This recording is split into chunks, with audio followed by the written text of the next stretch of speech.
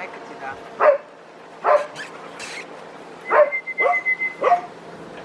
Сега ще се концентрирам. Айде бе, мамо. Давай. Това е най-готино. То си беше от началото Да, то си е добро. най-читаво. То това е с чисто правите уши. Да.